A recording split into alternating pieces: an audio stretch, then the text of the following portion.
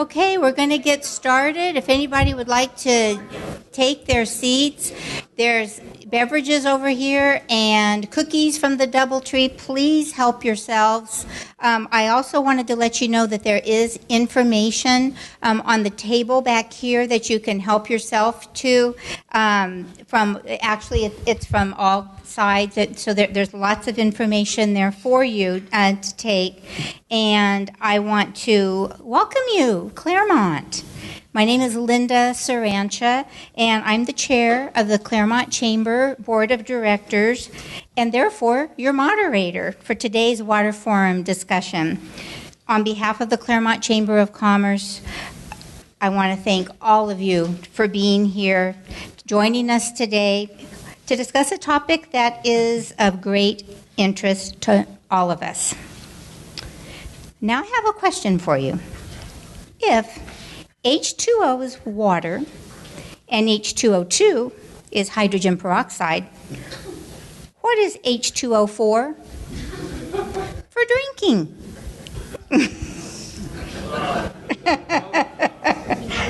Dun, dun.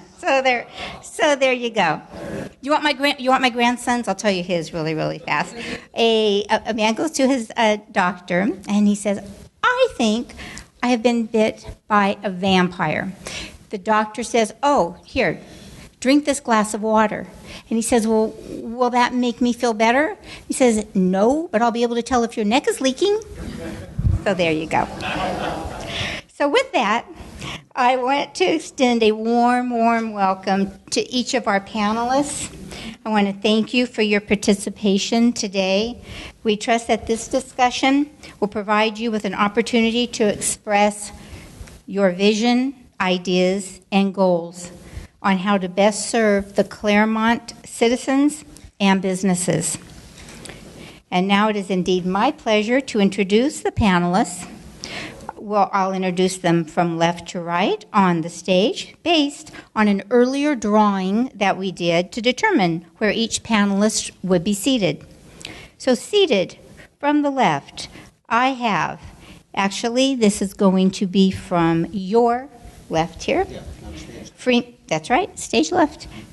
Freeman Allen, Claremont Friends of the locally owned water flow. We have our mayor, Joe Lyons, City of Claremont. And then we have here Professor Rod Smith, and he's representing Golden State Water. And we have Mark Sturba, Claremont Affordable Water Advocates, CAWA, C-A-W-A. Welcome, a warm welcome to all of the panelists, and we thank you so much for participating today. So to ensure that we cover as many of your questions as possible, let me go over some quick ground rules. We ask that you turn off any cell phones or electronic devices or set them to silent mode. We will not permit or condone verbal or any other type of demonstrations for or against any of the panelists. Each panelist will receive 5 minutes for an opening statement based on their seating position, and this will then be rotated for the questions. The moderator will ask one question to the entire panel, and each panelist will receive 1 minute to respond. The seating position is going to determine which panelist responds first to each question, and then, like I said, we will then rotate. The timekeeper right here, which is Susan Pearson, she is going to notify the panelists of their time by holding up the signs. She has got signs that read 30 seconds, 15 seconds, and then we have stop. And that is from Marlene Fulford at the Chamber. So be just watching for those for your time. At the end of our forum session, each panelist will then receive 1 minute to present a closing statement, and again, that'll be based on the seating position. But I do need to make an announcement, a note before we proceed. Mayor Joe Lyons, serving in his role as a council member and a representative for the city of Claremont, may not take a position advocating for or against Measure W. state and federal law prohibit him from taking a position while serving in his capacity as mayor. He may inform and educate the community on the measure and will answer the questions today in this manner. So that being said, I do have some questions here already to start with, and then I know that Bridget Healy is screening the questions for duplicates, and she'll be bringing some questions up to me. So I'd like to actually start with your opening statement, and each of you will be given 5 minutes to present an opening statement. And so that is going to start with Freeman Allen, the Claremont Friends of the locally owned water flow. There you go. And you want to hold it close so they can hear you well. Thank you. And I'm going to be speaking from a handout. If you don't have one and would like one, please raise your hand and we'll get one to you. The issue before us is Measure W, which is a credit card limit, essentially. It's an opportunity for you to tell the city if you think that they should have permission to issue bonds, revenue bonds, up to $135 million. It is not an expected cost of the system. And revenue bonds are paid for by the enterprise that they are associated with. In this case, it would be the water system. So it's not a tax, and because it's not a tax, when you vote for this, you don't have to have a two-thirds vote. It just requires a majority vote. Now, the League of Women Voters 10 years ago decided that they were going to look into water issues in Claremont and produced a paper that's published on the League of Women Voters website. The reference to it is in here. League of Women Voters, as you know, has a reputation of being very careful about facts. And Ben Lewis from Golden State Water Company reviewed this report and couldn't find any errors except one, and that is that we had the wrong percentage for the amount of imported water from San Dimas. So we have been trying to be very careful about facts, and we're also very concerned about water issues here in Claremont. I got involved with this primarily because my wife was associated with the League of Women Voters, and I was interested in water issues. But as we went forward, it's not only the rates that are a concern to us, it's the fact that we are in a world with global warming. Temperature here has already increased 1.5 degrees. It's predicted to increase up to 4 degrees by the middle of the century, up to 7 degrees by the end of the century if we don't do something about it. Our water is going to be very critical. It's a one resource we simply cannot do without, and we feel it just doesn't make sense to have it under a monopoly control, particularly when that monopoly control is under a lax regulatory system with the California Utilities Commission. Golden State Water had a similar water system in Arizona where there's a publicly elected public utility system, and said that regulatory environment isn't good for us, we're going to get out. And so they sold off the system for $34 million. Well, the assessed valuation of this system is $55 million now. And the estimate of the city is that we could pay for this if the cost was up to $80 million without increasing water bills, because we would save like our neighboring cities do. The $135 million is just an extreme outer limit that I think they couldn't possibly go beyond. So there are many issues, many reasons to go forward with taking over the water company. It's our future. It's the cost of the system. And being a chemist and being used to looking for experimental proof of issues that we want to address, we began to think about how could we determine what it would be like to have our own water system. And we looked to the city of Laverne. And Laverne is adjacent to us, has about the same population. They have a municipal system. We have a private one. Their water system has been in existence for 100 years. So is ours. In 1929, Golden State Water purchased the local water system here, and they've been running it ever since. So we compared Laverne and Claremont, and one of the handouts one of the graphs graphs in this handout shows what the water rates have been in Laverne and Claremont over that period. And you'll see that up until about 9 years ago, they were pretty much parallel. Golden State Water a little higher, of course, because they don't pay taxes on their system and they make a profit. But about 2009, rates began to escalate here in Claremont. It so happens that's the same time that they changed their chief executive officer, and I don't know if that's related to it. But last year, for an average customer, the difference in rate was about $64 a month, higher in Claremont than in Laverne, and that's an 86% difference. And that difference could pay for $8.5 million in additional income. If we were to run the system, that could buy $130 million worth of revenue bonds. And I think you will hear from the other people that the $135 million is the cost of the system, and that we're going to have to pay an extra $100 a month, but I think you'll find that that may not be right.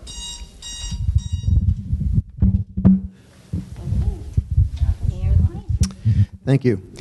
Chamber members, fellow panelists, colleagues, neighbors, including members of Flow, Kawa, and No1W, and Golden State representatives. Thank you all for attending this morning's important discussion on Measure W. My name is Joe Lyons, Mayor of Claremont, and it has been my pleasure to serve as the City Council's representative and voting member on the Chamber Board since March of this year. Today I am here as the spokesperson for our forward-looking city to provide you with the facts on Measure W, the local water bond. That, if passed, would authorize the city to borrow funds to purchase the water system currently owned by and operated by Golden State Water Company, the utility currently delivering Claremont's water to residents, businesses, and local institutions. As the Chamber is well aware, the City of Claremont Council has been working for several years exploring the alternatives to a privately owned water system in Claremont due to rising water rates and the citizen complaints about lack of local control. In fact, many Claremont customers are paying more than ever for their water, according to a Golden State Water Company executive. Some residential and business customers have experienced water rate increases between 60 and 70%. Measure W, if passed, would authorize the city to borrow funds to purchase the water system currently owned and operated by Golden State Water. If acquired by the city, the water system would be placed in the public hands rather than controlled by the nonprofit corporation or the for-profit corporation, Golden State Water Company. This move would bring Claremont residents in line with the vast majority of Californians who receive their water from public water agencies. According to the California Association of Water Agencies, there are approximately 800 public agencies delivering water to greater than 75% of California residents. In the last few weeks, I have been asked by residents how the city is qualified to manage a water system should Measure W pass and the City Council choose to move forward with acquiring the system. For starters, Measure W was not conceived in a vacuum. The city has carefully studied many options for responsibly managing the water system should it be acquired, ensuring residents would have a high-quality, affordable, and reliable water supply. The city's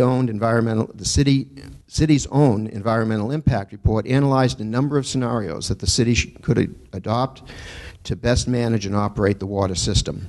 City staff is also currently studying additional options for managing and operating the water system, should it be acquired, and will by presenting options to the City Council for our full consideration at future dates.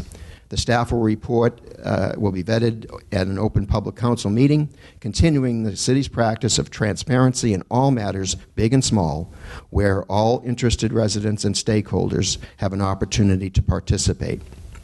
While questions about specific operational procedures will continue to be addressed through further study, I can tell you that with certainty that the City of Claremont has a long track record of providing high-quality services to the residents in all service areas and is committed to bringing and using those much-appreciated, highest-quality practices to manage the water system to its fullest potential.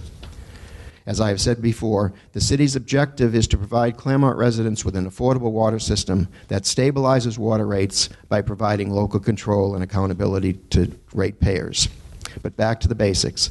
Measure W would allow the city to borrow up to $135 million, as fully described in the public available feasibility study, which I have a copy of here. The city expects to finance a purchase price of up to $80 million through revenue bonds using existing rate revenues, and could, if necessary, issue up to an additional $55 million should a court decision set the purchase price higher than $80 million. The city's independent certified licensed appraiser placed the value of the system at just over $55 million.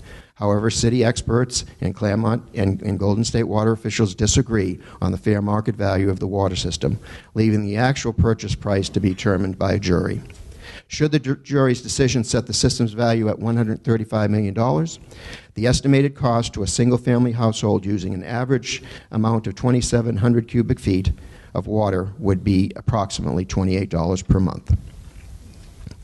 And another question that asked by many people is, if Measure W passes, what would be the next step? We will, as a city, conduct our due diligence. We will address issues as they arise in public session, and of course, all of these will be done transparently. And finally, and most importantly, is that by placing Measure W on the ballot, every resident will have the ultimate opportunity to speak out on the issue and exercise the only certain means of local control. However, that's fine. Thank you. All right, and you've got yours. That's right. Okay, Professor Smith. Good morning. My name is Rodney Smith. I moved to Claremont in the early 1980s when I joined the faculty of Claremont. Closer? Is that better? Okay, good. I have a PhD in economics from the University of Chicago. I've been involved in water policy issues since my time at the Rand Corporation in the 1970s. I've held positions at the University of Chicago and Columbia University, founding director of the Low Institute of Political Economy at CMC, and serve on the board of visitors for the Division of Politics and Economics at Claremont Graduate University. As president of Straticon, I have extensive experience in the economics, finance, and policy of water issues as an advisor, expert witness, and manager of water projects. In 2012, Golden State asked me to examine the economics of a takeover of the Claremont water system. I concluded that a city acquisition at $54 million would increase annual water rates by $470 per connection, at $104 million by $1,100, and at $204 million by $2,300. The city has finally released a feasibility study as part of a settlement of litigation with Golden State over a Public Records Act. I've studied the financial projections. None address a $135 million revenue bond. On the far left is a blow-up of page 48 of 110, which presents the city consultant's projected rate increases for a $79 million purchase price financed by $97 million bond issuance.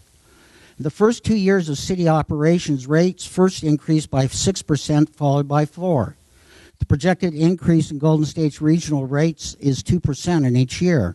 So much for financing and $80 million purchase price with revenues from Golden State's regional water rates. The middle poster board gives you page 72 of 110 that presents the city's consultant's projected rate increases for a $120 million purchase price financed by a $142 million bond. In the first 2 years of the city's operations, rates first increased by 20% and followed by 7%. I valued the city's consultant projection of water rates over the entire projection period through 2046. Over the time period of city ownership, the increased annual cost per connection would be $160 for a $79 million purchase price and $400 for a $120 million purchase price. The city consultant has understated the impact of city ownership on water rates by ignoring water conservation, understating the cost of financing the purchase price paid by Golden State, and a panoply of other issues. Measure M would authorize an issuance of up to $135 million bond. This financing would increase water rates by an annual rate of $1,175 per connection.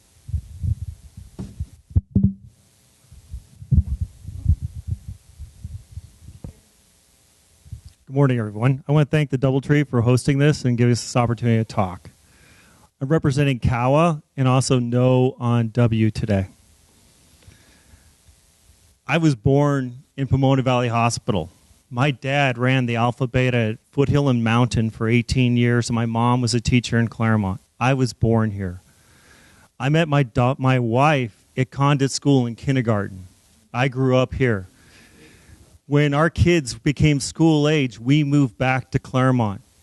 We have friends from kindergarten we still see on a regular basis in Claremont. Claremont is a special place. I want to help maintain what Claremont is. In my position, it would be much easier to be on the other end of this table and going with the flow. But I am an economist and a consultant, and I'm paid to look at things in detail. I was an early adopter for the outrage group because, like many of you, I think the water prices in Claremont are unreasonable. But when it comes to water, I want reliability of service, quality, and price. Golden State has been effectively delivering two of those to us on a regular basis. The third, they have failed. When we started with this water discussion, it quickly changed to buying a water company from trying to control price. There's more than one way to control price besides buying a water company. I have done a personal analysis of the information that was provided in the city's feasibility study, which is required by law for a revenue bond. There's an assumption in the city's feasibility study that I'm troubled with. It assumes that everyone in this room will continue to increase the use of water year on year for the next 30 years. In business, we have a top line and a bottom line. Top line is sales, bottom line is revenue. The only way to drive sales is sales of water. The governor has issued a demand that we reduce water usage by 20%. The people at the other end of the table with sustainability of Claremont, Sustainable Claremont, are looking to reduce usage by 40%. All this math has to deal with is your price will remain the same. It has nothing to do with consumption. We must look at consumption. So when we start looking at the revenue bond, using revenue bond legislation, which is coverage ratios for revenue bonds, the price jumps from the numbers that were being quoted to 101.42 cents per month, or $1,200 a year per connection. I am all about reducing cost. My family has reduced usage of water in our home by over 64%, which has netted us a 33% reduction in cost of water over the last 5 years. We've re-landscaped. People all over Claremont are re-landscaping. For us to assume that water consumption is going to go up in a drought is unreasonable. I, as an individual, believe we are at a tipping point with water. Last Friday, I drove all the way to Sacramento to pick up my daughter from USC Davis and then drove all the way back up the 5 through the Central Valley and got to see what is going on with water in California. We have one element, which is consumption. We need to control that, and there's other mechanisms to control price through other state utility commissions. I urge you to reconsider your position.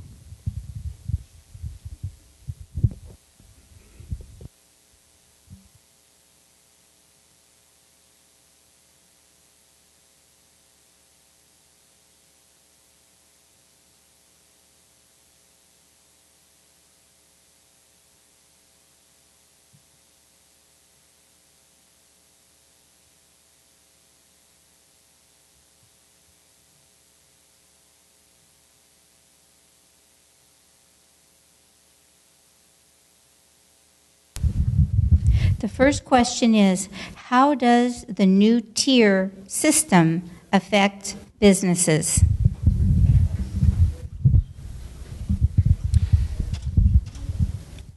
That is a question that perhaps is better addressed by the Golden State Water representatives here. But my understanding in just a general answer to the question is that Golden State will, over the course of the years and by virtue of statements made in their documents, will remain revenue neutral, which is to say, however the distribution of rates occurs, they will, at the end of the day, not have a disruption in their revenue stream based upon their necessary and protected return on investment. And we can only hope that those estimates are correct, because they can also recover lost revenue as a result of surcharges. Thank you, Mr. Mayor. And then we're going to go this way now to Professor Smith.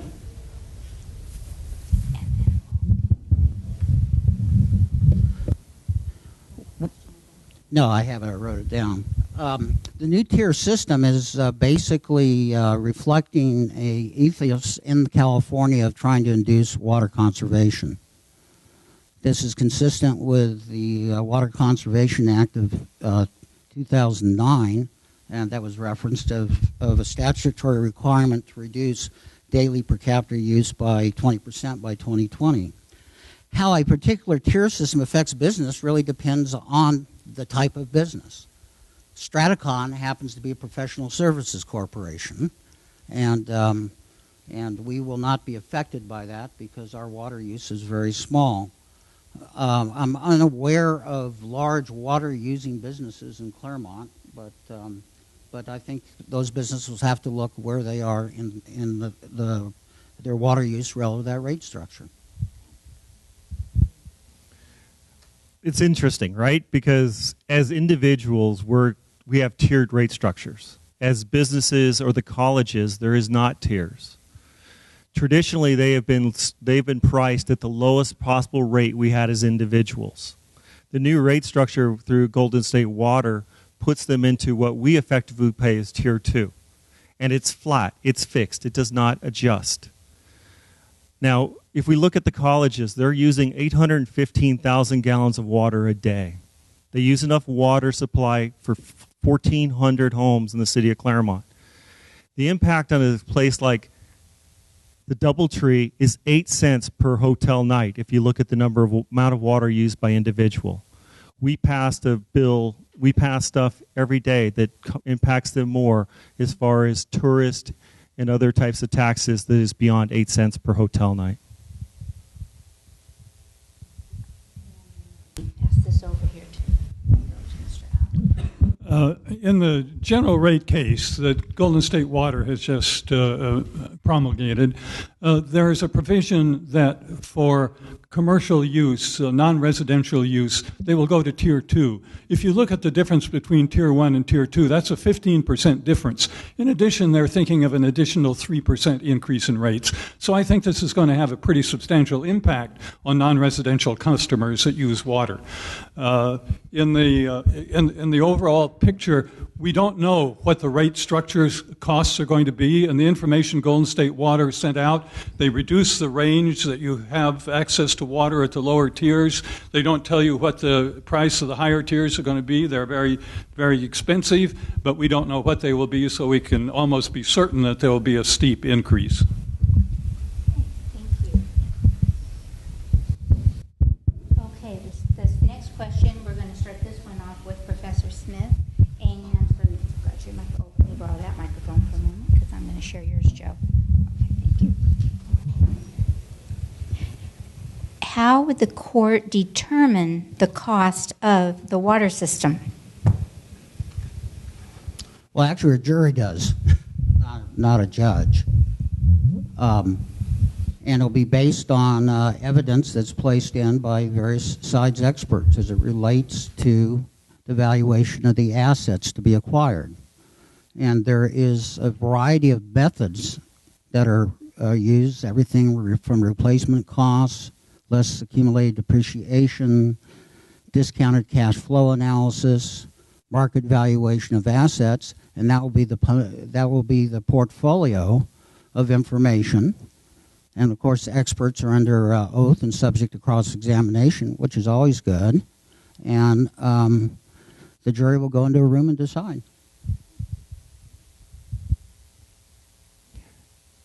Eminent domain is not my expertise. My understanding by talking to a woman that I share my house with says that eminent domain takes a long time. And that ultimately there will be people who come to a decision to say how much it's going to be. What I can tell you is every water takeover has cost dramatically more than anyone ever thought it was going to. Felton started out to be this, and it started out at X, and the Y was a 5 times multiple of what they thought it was going to be.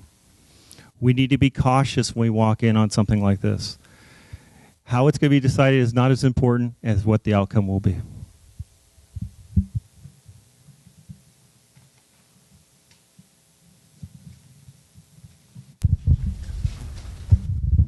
I think I'm going to have to disagree with Dr. Smith that a jury makes a decision. It's actually a matter of either the judge makes a decision or the jury makes a decision depending upon what the wishes of the participants are. As for settlements being extremely high, I think there have been references to Felton. The actual fact is the appraised value there was $7.6 million. The settlement was for less than twice that amount, although the estimate of the water company there was that the value of the system was $25 million and above. It's very likely that in a eminent domain proceedings, the jury or the judge will pay a lot of attention to an assessed valuation.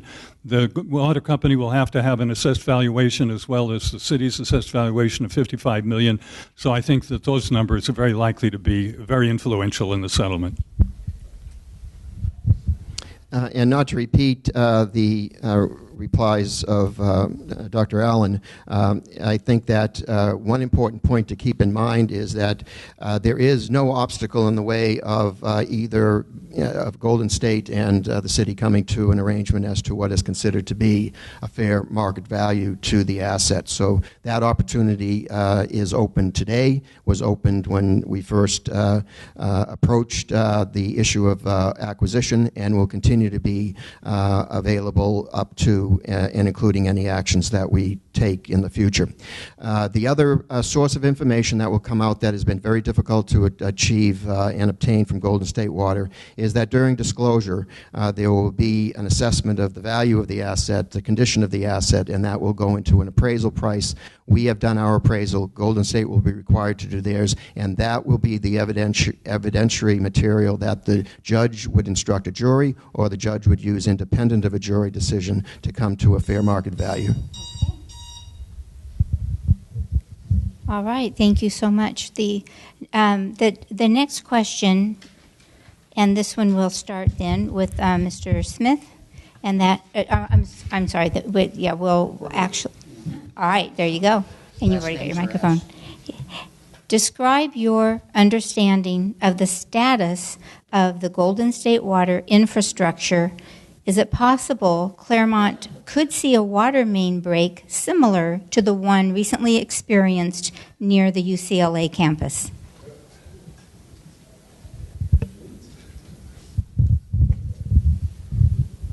Our system is 100 years old, and the problem with water systems is I study flow and flow dynamics and in production lines as part of my life.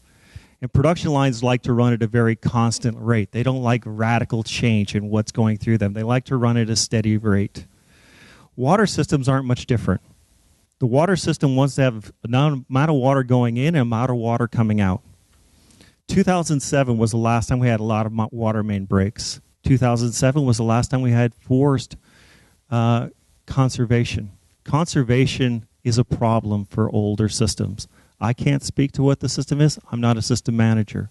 But all I can tell you is that the system is 100 years old.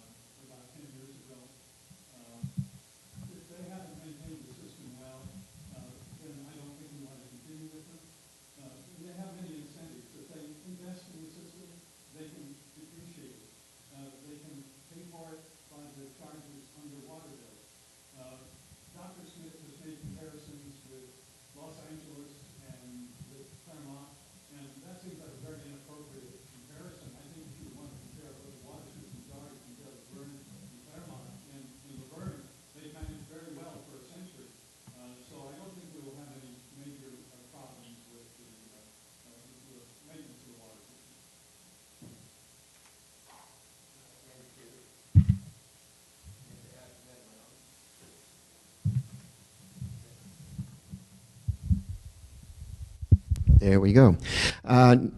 Just to add to the comments, and I think to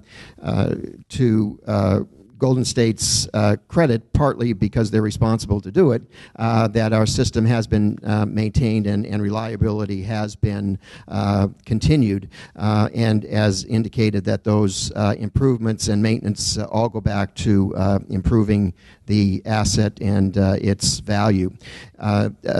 That said, I think that the comparison or reference to Laverne does indicate that there is at least a very local system that has been maintained and there is familiarity with it that we could expect to provide guidance in any kinds of problems that would arise. One last thing. These are contingencies that will be covered in any kind of funding design that would result from passage of any bond issue should that occur. All right, thank you so much. And now we're going to go back. Dr. Smith? You want me to answer? Oh, yes, I would. Thank you.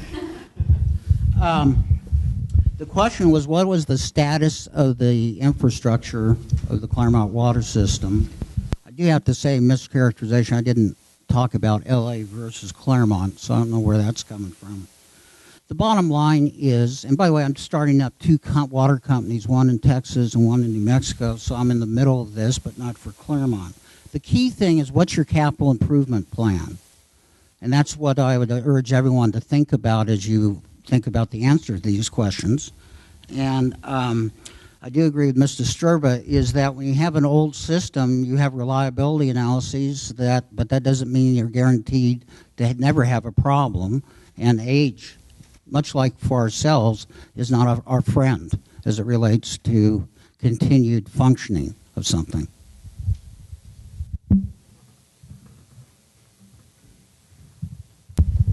All right.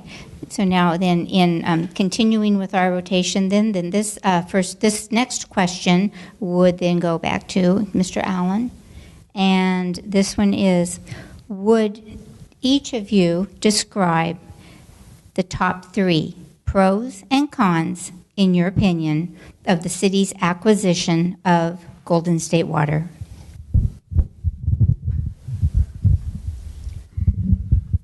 Number 1 for me is local control of our future. As water becomes short, population increases, get out from under the monopoly, get out from international companies that take over water companies. Number 2 is the cost. The exceedingly high rate and increase of rates with Golden State Water has been a significant hardship on a number of people here in Claremont. The number 3 is the concern for our future generations. Now, the downsides is we may get a crazy city council that does crazy things, but if we vote them in, it's our own fault. What are the other downsides? I don't think I can think of other downsides in 15 seconds. I'm sorry. And I will, because anything I might say could be used as an opinion in favor or against need to pass. Okay, fair enough. Okay, I guess one of the pros would be you're expanding the scale of city government services. If you like government, that's probably a pro. The second thing is indeed this issue of local decision making, which is separate from scale. And then number 3 is a belief that one can better manage the financial and operational risks of a water system. I think those would be the pros that one would chew on.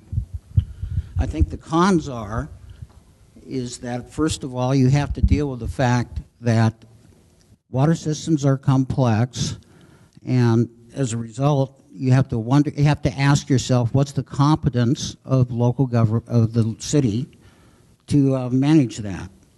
In terms of local decision making, they'll have to expand, I guess, their powers of understanding of all the complexities of water resources. And in light of other issues you have to deal with as a city council, I don't believe that's wise. There you go. Right. There you go. I can finish the sentence. Yeah. For me, the pro is we'd have maybe a better relationship with our city, our neighbor Laverne. That's a good pro. And maybe we would have ability to talk more about water, because I think that's a good thing. For me, the cons are the cost impact. $135 million is a lot of money. $80 million is a lot of money. It's a small community, and it's a lot to assume. There's an assumption of risk. Right now, we don't own the water company. We have someone taking care of it, and they assume that risk. And then finally, it's the unknown. We don't know what's going to happen with water in the future, and this is all based upon consumption continuing to increase, which is not going to happen. Okay. Thank you for that. Well, let me go then now to our, let's go back to you, Joe, for the first, there you go. Answer. This next, oh, you know what? I'll borrow that for a moment for the questions. Sorry about that.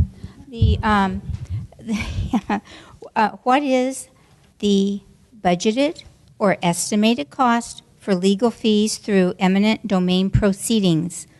What is the estimated timeline to conclude eminent domain proceedings? Certainly the first phase of that is what will occur on November 4th. That will be a decision made by the public in which all of us, councilmen or citizen alike, have a single vote. That will again determine if, in fact, the will or desire of the people is to have council consider taking the next step. And if they should decide in open discussion and with public input to be persuaded that it is the public will to move forward, the eminent domain proceedings would initiate with the statement, a declaration of necessity. That is the claim of the city to acquire the system for reasons that are stated in that document. Once filed with the court, if that again is decided upon and passed by council, we're talking about initiating a process that again could take a number of years to come to completion. Just go this way or that way? We've been going this way, Alan. Yes, we have. Okay. Okay, there's two questions there. Estimated cost of legal proceedings, probably based on other experience, $5 to $10 million on each side. Timeline, putting aside when the city, how long it takes the city to initiate legal proceedings, you're going to talk about issues of not only the trial, but also the appellate process. So I'd say 3 to 5 years.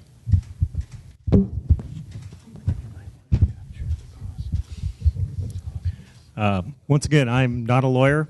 I'm happy to be married to one, and she's warned me that this is going to take an awful long time for the first phase, and then the appeals and everything else will take a considerable amount of time. My concern is we enter eminent domain. We go through a lawsuit. Someone once told me, say, well, if we get to the end, we don't like it, we don't have to buy it. To me, that's like going all the way to divorce court, asking for a divorce. The judgment comes down and you say, you know what, I don't like that judgment. Can we get back together? It's probably unreasonable. So I don't think the cost and the timeline, it's going to be long and it's going to be expensive.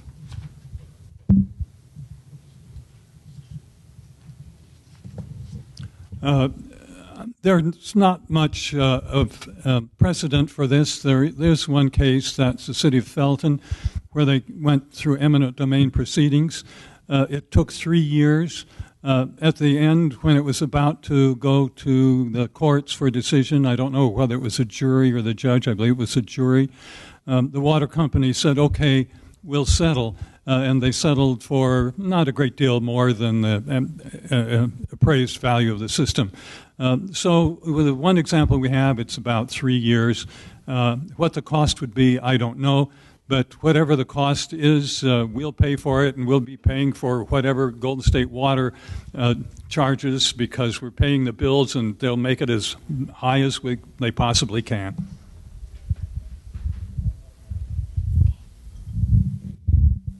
All right, thank you very, very much. The next question then, this is going to be starting with Professor Smith, who really owns the infrastructure, homeowners, or city, or Golden State?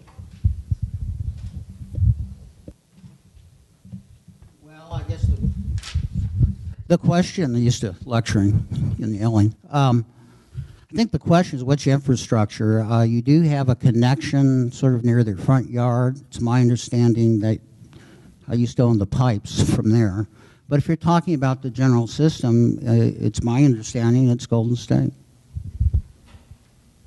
I think it's a good question, right? And I mean, I was thinking about this earlier today. So the one thing I can tell you that makes us very different than Laverne. Laverne charges for every new connection $8,500. Claremont doesn't have that bill. So if you run some quick numbers, finance $8,500 over 30 years, it's about $40 a month. So that part is internal to this calculation. Then also, if I bought a car and gave it to somebody and then it increased in value, I wanted to buy it back, should I pay the market value? I don't know. I don't know the answer to that.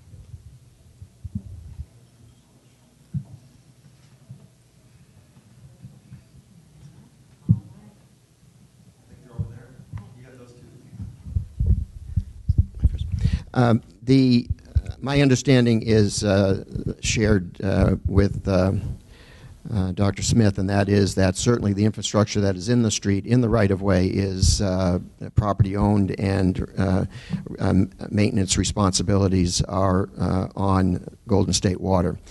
Some questions might exist because of the age of agreements as to other infrastructure components and who is in fact owns those. The question that was raised about the $8,500, the $8,500 is collected by Golden State, which seemingly is a reasonable fee to request from new hookups, which it's assumed we would not have the ability to do in our new constructions. We have yet to discuss any of those price and rate setting mechanisms, so I would not preclude the possibility in Claremont, should we get to that point of doing billing, that we would recover those costs. I don't think I have anything to add to that. I would like to ask a question, though. It really has to do with the value of the system, and that is with Mr. Smith, why in his calculations he doesn't consider the difference in cost of water in cities like Claremont compared to Laverne. Earlier I mentioned an analysis in comparison with Los Angeles. That comes from an earlier paper that he published where he was using Los Angeles as a comparison with Claremont. As a scientist that likes to look at practical examples of what the real world situation is, it seems much more sensible to me to look at Laverne and Claremont rather than downtown Los Angeles and Claremont.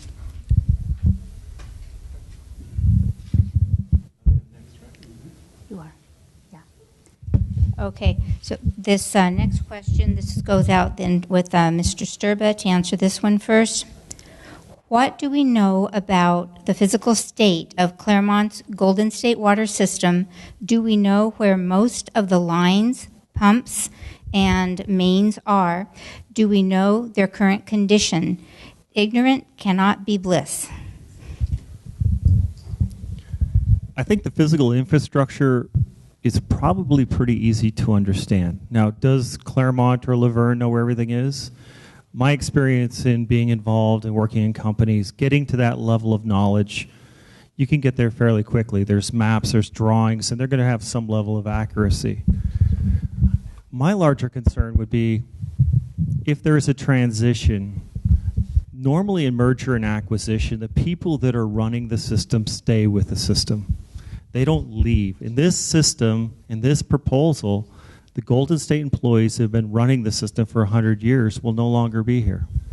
So you will have all new people running this system, and as someone who lives just below at Mount Baldy and Padua, I want to make sure my fire hydrants work when they're required. Is it over to me? We don't know what the condition of the system is here in Claremont in detail because Golden State Water is not forthcoming with that kind of information. We do know some differences about the system in Laverne and Claremont. We have lots of information about the condition of the system in Laverne, and we've talked with their manager of their system, and we're convinced that their statement that it's really a well-run system, perhaps not a Cadillac, but certainly a good solid Ford, and they have facilities there that they've looked toward the future that we don't have here in Claremont. They have a lot more storage reserve capacity, and if we owned our own system, we would be in much better position to look towards our future and use our income in ways that benefit us rather than diffusely over a region.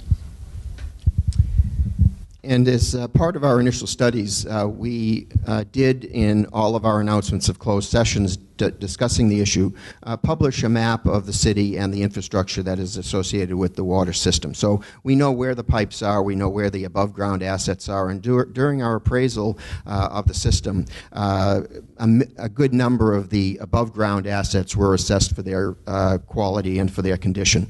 So that was, again, part of the assessment. What we did do in the process, though, and as a result of the unknowns associated with what was in the ground, we did allow that to enter into our decision as to which appraisal mechanism would be used and the formula used to arrive at that. And so at this point, it is an unknown, partly because Golden State does not provide in-depth information as to the condition of the below ground, and that we did get as good of an appraisal of the above ground as we could.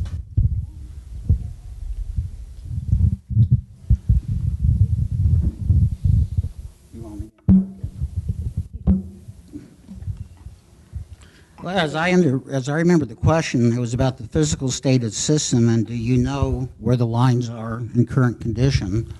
Well, if I take that literally, I don't know. I'm going to expand the question, is that certainly the operators know. Agree with Mr. Sturba that when you go into systems that are 100 years old, there's going to be the issue of, the updates of records and things of that sort. And I have no personal knowledge to share with you.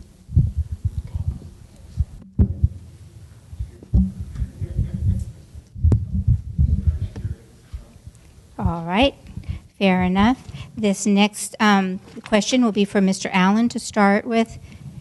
In light of the state asking for 20% reduction in water use, why should Golden State Water penalize ratepayers for our reductions in use?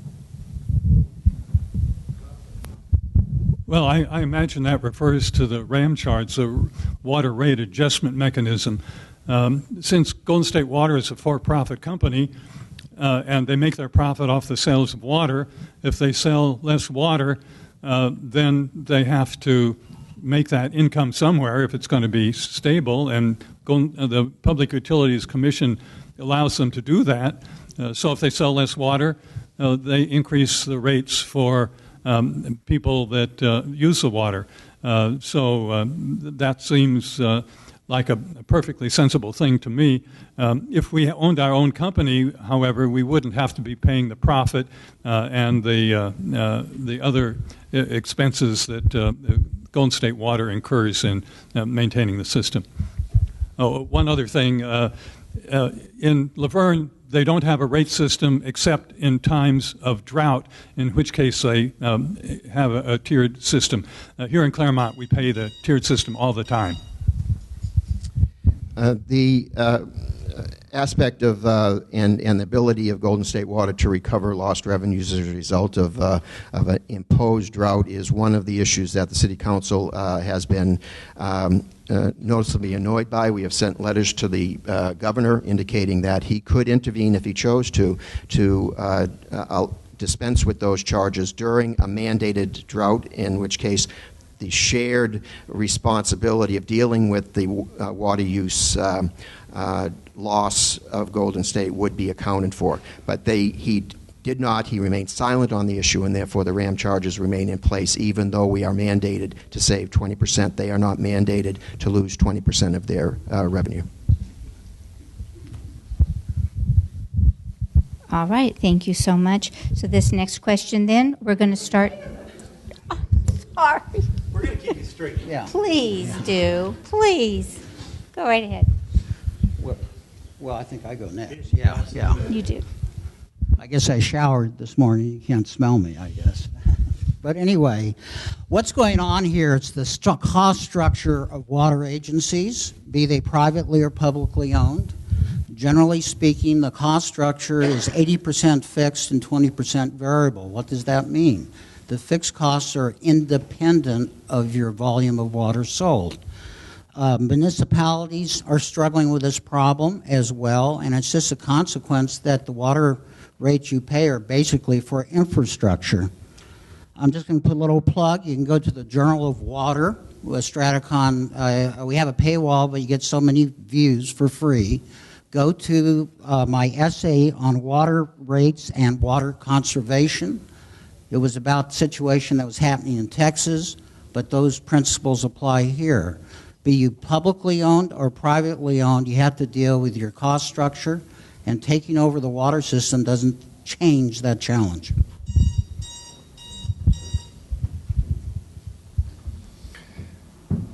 As a businessman, we have top line and bottom line, and we have fixed and variable costs.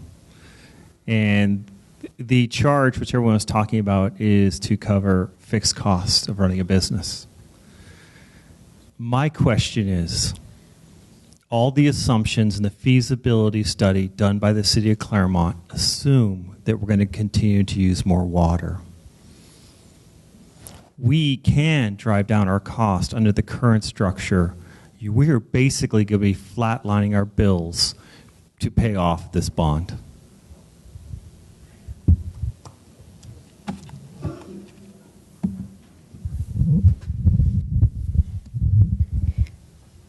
Okay, we're just going to start off this next question then, and this one is going to be for Mayor Lyons to start off with. And we've got the, let's see, the current rate structures are not equitable among users. Going forward, how will the city and Golden State Water structure their rates?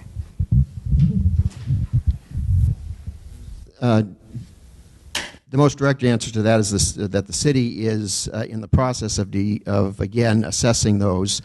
We are yet to even get to the point of acquisition, and that will be determined. That possibility will be determined by the voters on November 4th. But if I might go back to what seems to be a basis of rate setting that has now gone stated twice or three times, and that is that the rate structure that would have to be imposed in Claremont would be one based upon increased uses of water, and that is one would certainly be something that would be discussed, but there are certainly alternatives to that particular rate structure where fixed costs are covered and are independent of usage costs, and the system remains viable and financially stable under that kind of a model. So I don't know where the assumption comes that we're going to have to increase water. I certainly have not read that in the feasibility study.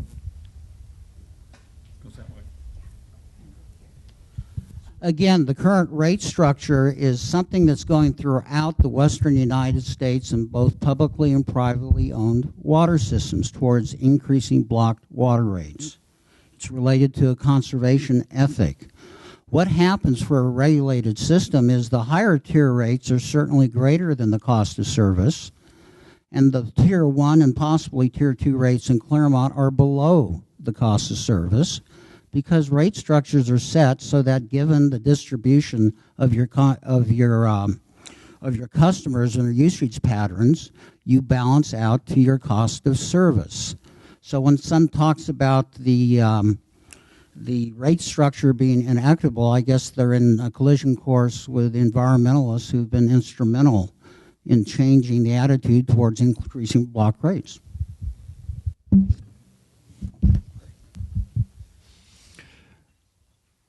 I understand what the water rates are going to be under the Golden State filing with the CPUC for the next 3 years. As far as what the water rates would be if Claremont assumed the water company, I have no idea. To Mr. Lyons, or Mayor Lyons' comment about the usage, As a consultant, when you do modeling, you model all different types of assumptions. The only modeling that was done off of the current system is that we would reduce overheads by 10%. My belief is a decent consultant would have modeled a 20% reduction in usage to see what it would have done to the payback analysis to support the city and put them at a better position.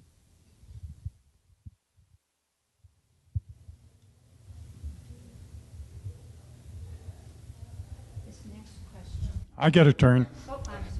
Thank you. I'd like to talk a little bit about the rate structure. The city of Claremont is negotiating with the Verne the possibility that Verne might manage the system.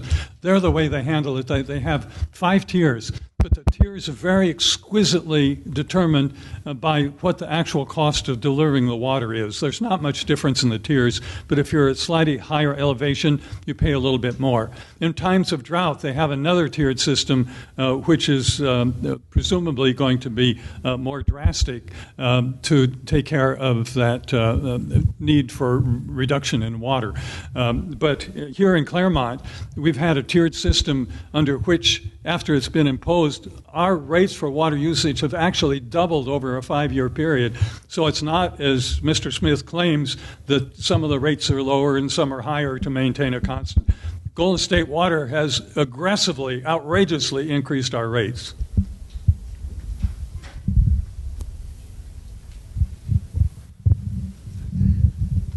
Okay, thank you. And then Professor Smith, you would start off with this one.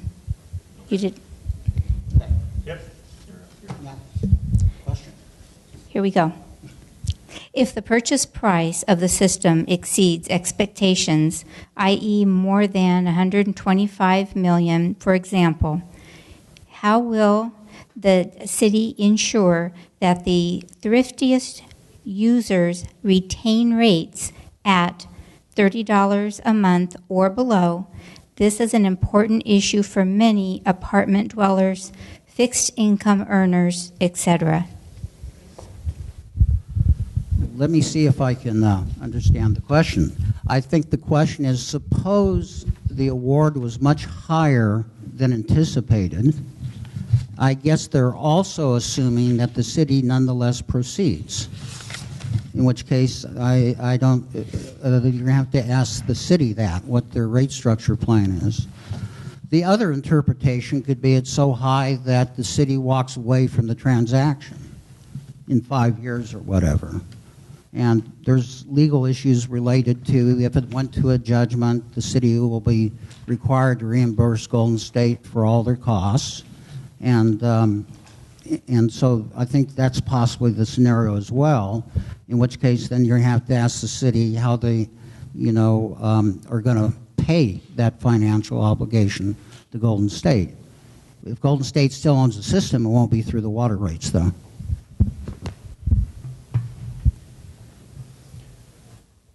$135 is a funny number.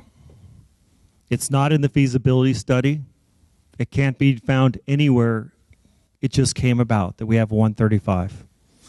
At 135, you can pay about $107 million for a water system. The city of Claremont didn't have to ask us to vote on W. They could have done it internal to the city council. There's nothing to stop them from doing anything further if the price goes up. Based upon normal math, I can assure you that $135 million is $101.42 per month per house.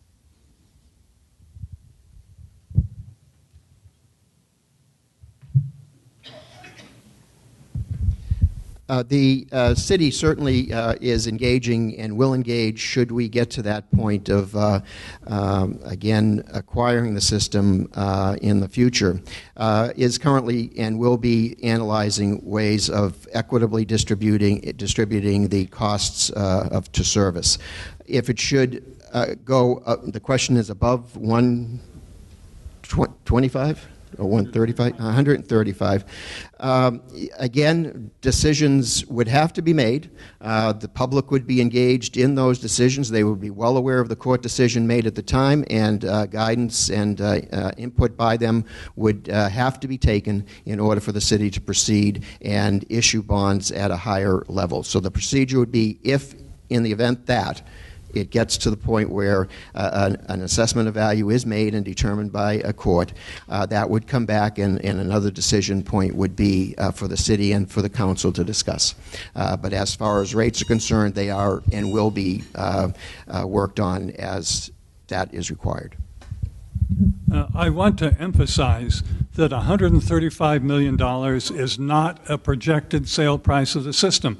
The assessed value of the system is $55 million. $135 million is an extreme cost that the city is considering as an outlandish possibility. I don't know what would happen if they went beyond that. I thought we had quorum and we were going in order, and that's the question already been answered, right? Well, then. Don't I get a chance to answer also? They just went out here, but everyone gets 1 minute. It should have gone back that way. Yeah.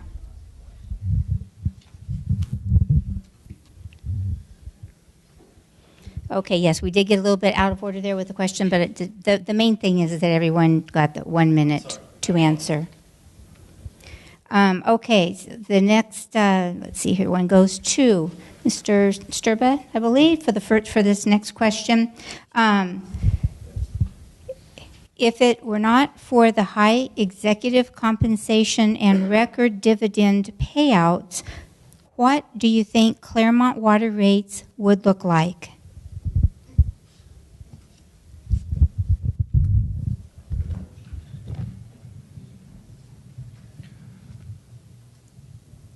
Golden State is a per-profit company. They're entitled to make a profit. And as an individual and as a customer, I would rather do business with a company that is making money than losing money. Executive salaries are a big issue around this country. I encourage you to look at the price of the Golden State, a senior executive, versus the senior executive at Apple. Next time you look at your phone and look at the amount of money the person is making is exactly the same ratio.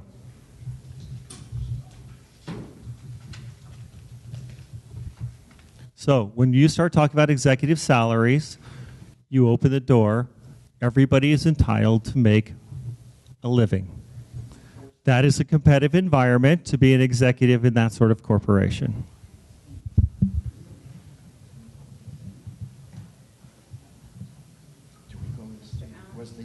Was the procedural issue that it comes back this way and then back that way?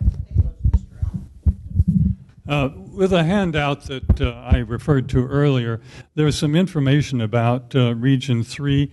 The rate of return from Golden State Water in 2013 was 10.68%. The basic per share Golden State Water shareholders doubled from 2007 to 2014. In the same time, the price of water doubled here in Claremont. So the rates of return for Golden State Water have steadily risen since 1954. They've gone up very sharply, and in parallel to that, our rates have also gone up. So one of the issues is they're a for-profit company. If we had a public company, we're not allowed to make a profit. We wouldn't have to pay these things. So that's one of the big issues. That's why Claremont Outrage got started, and that's why the City Council initially voted 5-0 to look into taking over the system. Is it then me and then Mr. Smith? Dr. Smith. Okay, I would just simply refer to Dr. Smith's report on the annual revenue requirements of Golden State Water in 2012. Their allowed return was a little under $3 million. Their required revenue was a little under $17 million. That turns out to be about a 15% return on investment that it has to be built into the revenue rate. And I would call the question that it would seem to me that the more appropriate directors that should be compared salary to salary would be the executive director of the Laverne Water System as opposed to the executive director of Apple. It seems to me to be mixing apples and oranges. Water and orange juice. Well, I think the question, as I recall, was what's the impact of executive compensation on Claremont water rates, as opposed to what a lot of people have been talking about. The apportionment of those executive salaries in the San Dimas office put a very small impact on the city of Claremont. It's de minimis. And the reason is because there's more to Golden State Water Company than the city of Claremont. The second part of the question really gets into, I guess, challenging executive compensation. And as Mrs. Sturber says, that's certainly something, as we do of all organizations, and maybe cities should think about it as well. What it is that's set in a competitive environment, but also the executive compensation is approved by the CPUC as they look at payments and alternatives in the managerial marketplace. Rate of return, the weighted average cost rate of return is what, about 8.94? I'm sorry, I broke the rules. I answered a question that wasn't given to me. Okay, we have another question here that is going to be directed first to Mr. Allen. And I've been asked to make one remark here. We were going to get you out of here at about 12:30. We were going to stop the questions at about 12:20 and then have the closing statements from each of our panelists. We do have approximately maybe 10 to 12 questions left from the audience. Would you like the rest of the questions to be asked? This is what we wanted to find out. Nope. I've been trying to pull some of them that are different from one another, but we can do a few more. What we can do is the questions that don't get answered, we'll just email the questions to the 4 individuals. They can answer them, and we'll post it on the chamber website. There you go. How's that? Okay, then it looks like we've probably got time for one more question, and then we'll go ahead and go to their closing remarks. All right.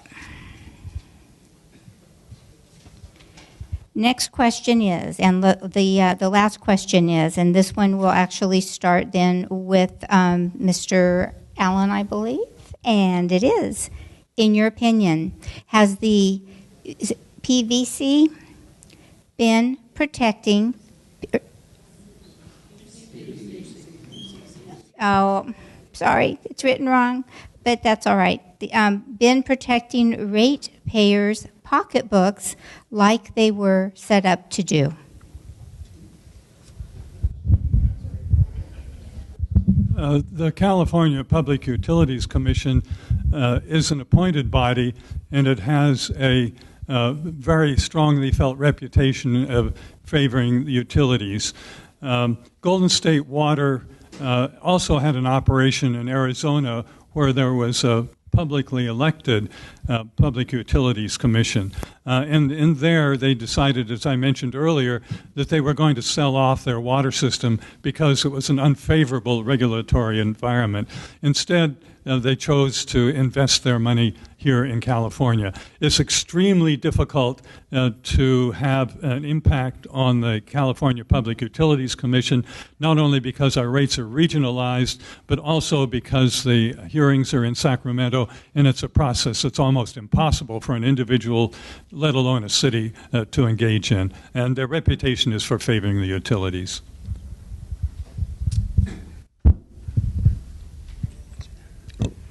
I really wanted to answer that one. Oh, I've been counseled that I can't give my opinion on that one. I have one, though. Sorry about that, Mr. Mayor. Well, maybe we can hear it at a bar sometime. The CPUC process, by the way, I'm very impressed that everyone filled in it's PUC, not PVC, but we're an educated community. It is an adversarial process. Certainly the company puts up their information. Within the PUC, you have the Office of Ratepayer Advocacy that also intervenes. And then, of course, the city of Claremont, I understand, may actually intervene this time. So it's the outcome of an adversarial process. Now, this is only Stratacon speaking, although I'm here today on behalf of Golden States. One of the good things about adversarial processes is you put people under oath and subject to cross-examination. That's always good for the soul. One of the things that you have often in municipal situations is you do not have that. The hearing process is very informal, driven by staff reports. So certainly, if you think of a comparison, I'm in the mid-sentence, comparison, you're going to have a less formal process if you buy the water system. The CPUC is a fairly open process if you choose to intervene. Intervener status can be granted to different groups. It allows them to go to the CPUC, looking at the rate case, which is ginormous, and then arguing point by point. It is true that Claremont is participating this time. Unfortunately, based upon data that is out there, Claremont did not participate in the last rate case. And in fact, there's notice in there that's saying they wish Claremont would have participated. The process exists, and we should be participating in that, trying to control costs.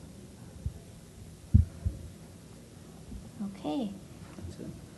That's all for the questions section. However, I would like to give everyone here, all of the panelists, a chance to make a closing statement, and that also will be for 1 minute, and we will continue with our rotation. So actually, Mr. Mayor, this would be to you. Great. Thank you very much. In closing, I want to express my sincere appreciation to the Chamber of Commerce for hosting this opportunity to help inform our community on this most significant issue, and in the process assist the City Council fulfill its responsibility to promote full citizen participation in the decision-making process. I will conclude by completing my opening remarks, which were that by placing Measure W on the ballot, each and every resident will have the ultimate opportunity to speak out on an issue and exercise the only certain means of local control. Your City Council does not need voter approval to issue revenue bonds to purchase revenue-generating assets, and each of us has been deeply touched by the trusted expression by a large number of Claremonters who suggested we do so. However, after 3 years of in-depth study and intense public engagement, my colleagues and I placed Measure W on the ballot as a way of residents to have a say, and likely deciding say, in our water future. Again, thank you for your time, for your efforts to inform, to be informed, and for your exercise in local control on November 4th. Again, it's great to see a community turnout and also the civility of the discussion. That's appreciated, and thank you, Chamber, for putting this together. The far right pasteboard gives you the summary of what's the economic impact of the acquisitions. You may want to stroll by there. As I said in my opening statement, there's things about the financial feasibility study that don't add up.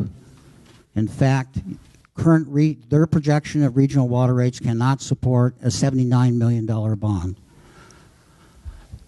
The impacts are going to be higher, and I guess if you take it over and the city doesn't exercise its opting out because the company believes the fair market value is in excess of $200 million, and of course that's why we have courts to figure it out.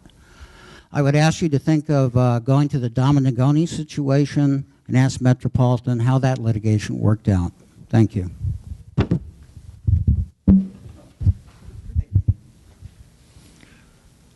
135 million is a big number. I can promise you, based upon all calculations, it's $101.42 per house. That bond is going to have to be paid first. That bond funds will need to be paid to cover the costs, regardless of what we do as far as using water in Claremont. There's two major flaws in the feasibility study. Number one, consumption. And number two is the coverage ratio for a revenue bond. The revenue bond coverage ratio assumed in this feasibility study is 1.4. Metropolitan Water District was able to negotiate after 100 years to reduce their coverage ratio to 1.85. There's a big difference between 1.4 and 2. And most revenue bonds are running at 3 to 4, with a minimum of 2 to be rated good for the market.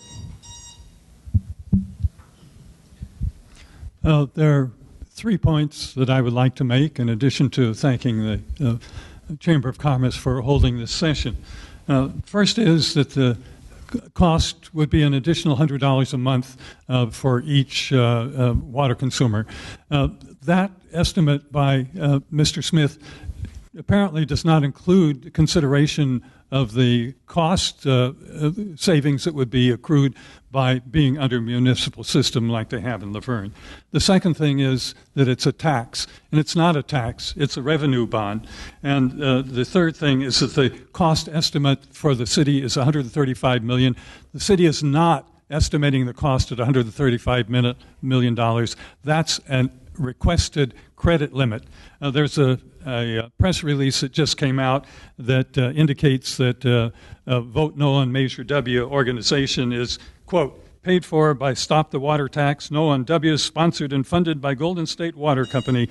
And I think that gives you an idea of what's going on. Okay, thank you, panelists. Thank you so much, all of you, for your participation. Thank all of you. So this concludes our water forum session, but I really do want to take this moment to thank everyone who made this event possible, the DoubleTree by Hilton, and Andrew and his terrific staff, Maureen Aldridge and the Chamber staff for organizing this event for us today. Special thanks to our volunteer timekeepers, Susan Pearson, Marlene Fulfer, and also for our volunteer question screener, Bridget Healy. Thank you all so very much. Have a terrific day. Thanks for being with us.